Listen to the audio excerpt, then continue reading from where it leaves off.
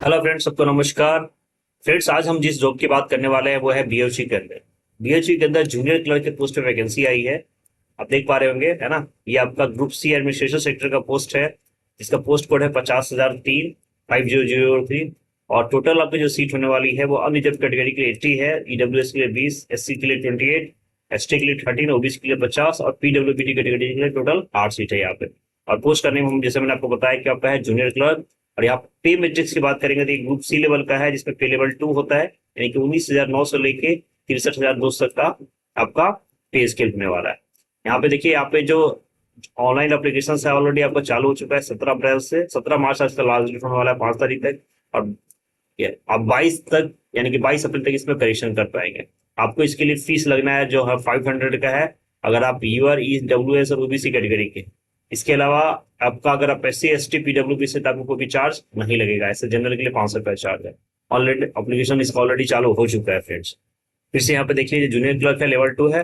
Qualification से अगर आप बात करेंगे तो यहाँ पे देखिए, second class graduate bat at least 6 months of training on the use of computer for office automation, book keeping and word processing. ठीक है, यानी कि एक तो आपका कम ग्रेजुएट होना है, सेकंड क्लास कम से कम, और 6 महीने की आपके पास ट्रेनिंग होनी चाहिए किसके अंदर, कंप्यूटर ऑफिस ऑटोमेशन के अंदर या बुक कीपिंग के अंदर। और साथ में आपके पास एक सर्टिफाइड इंस्टीट्यूशन यानी कि एआईसीटी से मान्यता प्राप्त होना चाहिए। इसके बाद आपका एक कंप्यूटर टाइपिंग स्किल टेस्ट होगा, जो क्वालिफाइंग नेचर का होगा। टाइपिंग स्पीड आप इसकी 30 वर्ड्स पर मिनट होनी चाहिए, और इंग्लिश में तो 25 वर्ड्स पर मिनट। ठीक है, यानी कि उसमें बस आपको क्वालिफाई करना है, बाकी आपकी क्वालिफिकेशन ये है। अगर आपके पास एक्सपीरियंस है तो देखिए, आप एक वेटेज भी मिलेगा 4% मार्क्स अब हर साल का, अगर आपके पास 240 दिन कम से कम आपका जॉब है तो।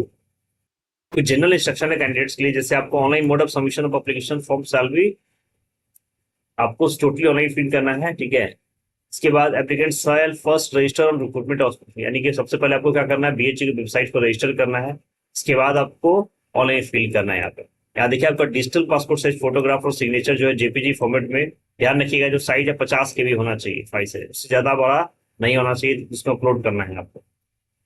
आप अगर कंप्लीट एप्लीकेशन से नहीं होगा तो ऑब्वियसली आपको रिजेक्ट कर दिया जाएगा।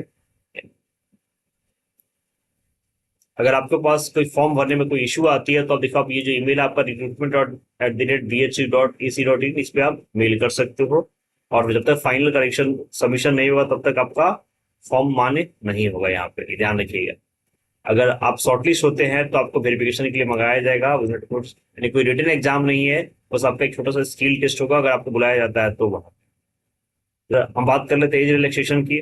देखिए, इसके लिए जो एज है वो 18 से 30 साल होना चाहिए जनरल कैटेगरी के लिए, 18 से 35 साल होना चाहिए एससी एसटी के लिए, 18 से 33 साल आपका ओबीसी के लिए है, और 18 से 35 साल के लिए विडोज या डाइवोर्स वीमेन के लिए है।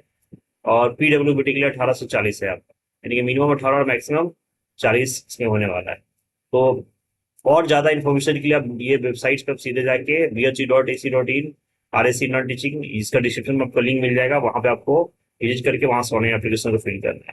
तो अगर आप इस जॉब के लिए अप्लीकेबल है तो तुरंत फिल करिए। मिलते हैं एक नए वैकेंसी के साथ, नए अपडेट के साथ, नए वीडियो।